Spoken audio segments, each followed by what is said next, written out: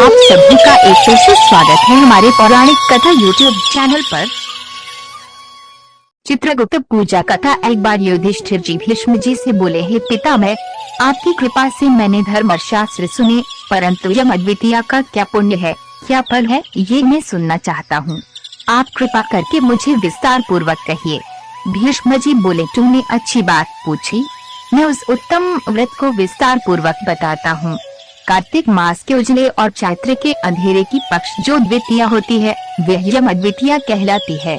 युधिष्ठिर जी बोले, उस कार्तिक के उजले पक्ष की द्वितीया में कस का पूजन करना चाहिए और चैत्र महीने में यह व्रत कैसे हो, इसमें कस का पूजन करें। भीष्म जी बोले, हे युधिष्ठिर, पुराण संबंधी कथा कहता हूँ, इसमें संशय नहीं कि इस कथा को सुनकर प्राणी सब पापों से छूट जाता है।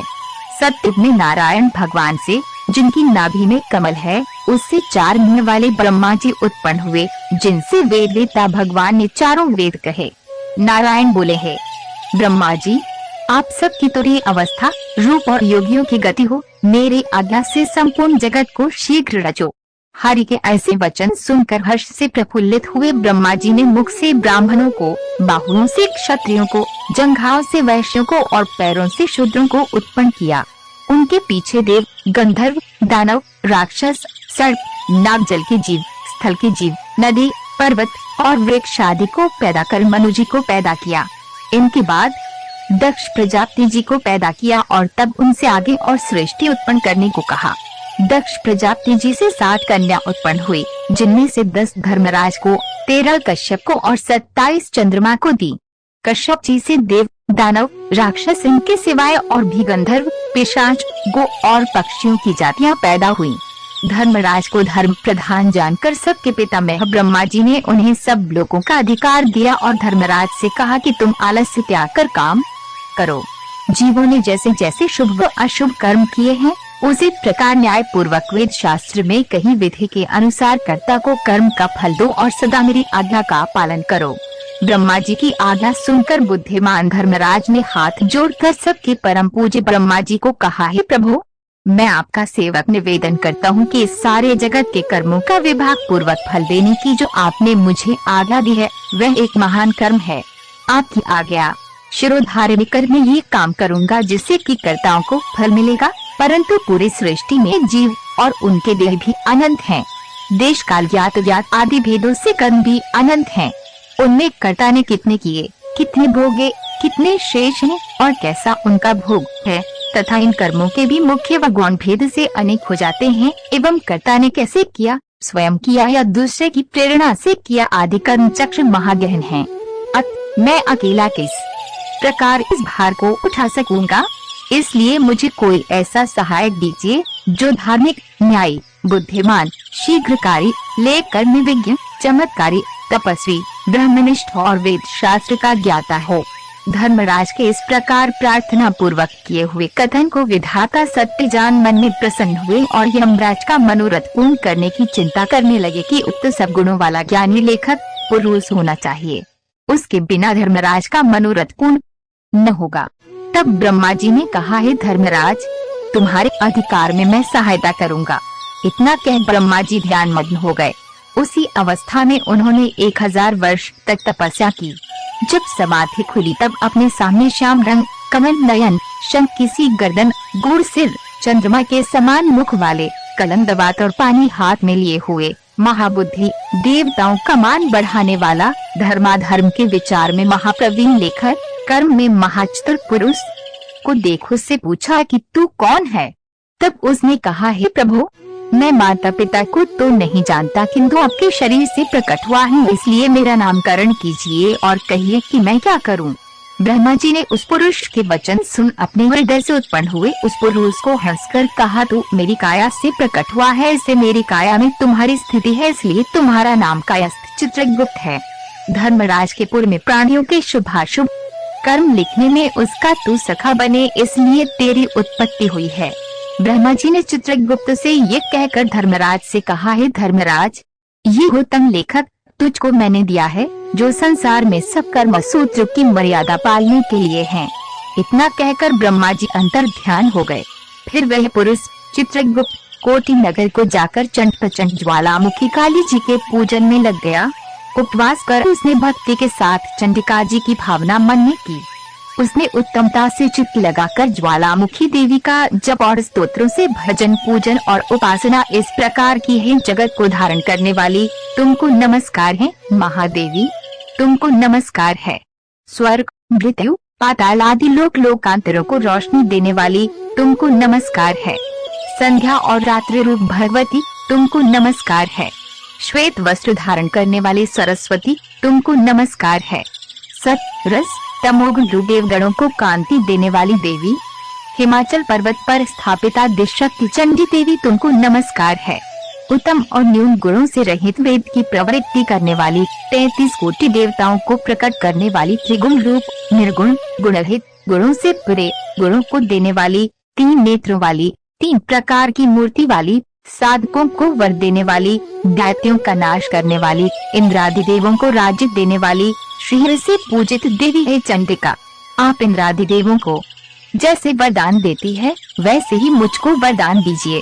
मैंने लोगों के अधिकार के लिए आपकी स्तुति की है, इसमें संशय नहीं है। ऐसी स्तुति को सुन देवी ने चित्रगुप्त जी को वर दिया। देवी जी बोली है चित्रगुप्त, तूने मेरा आराधन पूजन किया, इससे मैंने आज तुमको वर दिया है कि तू परोपकार में कुशल अपने अधिकार में सदा स्थिर और असंख्य वर्षों की आयु वाला होगा। ये वर देकर दुर्गा देवी जी अंतर ध्यान होगी। उसके बाद चित्रगुप्त धर्मराज के साथ उनके स्थान पर गए और वे आराधना करने योग्य अपने आसन पर स्थित हुए। उसी समय ऋषियों में उत्तम ऋषि सुशर्मा, जिसको संतान की चाहना थी, ने ब्रह्मा जी का आराधन किया। तब ब्रह्मा जी ने प्रसन्नता से उसकी ईरावती नाम की कन्या को पाकर चित्रगुप्त के साथ उसका विवाह किया। उस कन्या से चित्रगुप्त के 8 पुत्र उत्पन्न हुए, जिनके नाम ये हैं चारु, सुचारु, चित्र, मतिमान, हिमवान, चित्रचारु, अरुण और 8वां अतीन्द्रिय। दूसरी जो मनु की कन्या दक्षिणा चित्रगुप्त से विवाही गई, उसके 4 पुत्र हुए। उनके भी नाम सुनो, भानु, विभानु, विश्वभानु और वीरवान। चित्रगुप्त के ये 12 पुत्र विख्यात हुए और पृथ्वी तल पर विचरे। उनमें से चारु मथुरा जी को गए और वहाँ रहने से मथुरा हुए। हे राजन, सुचारु गौड़ बंगाली को गए, इससे वे गौड़ हुए।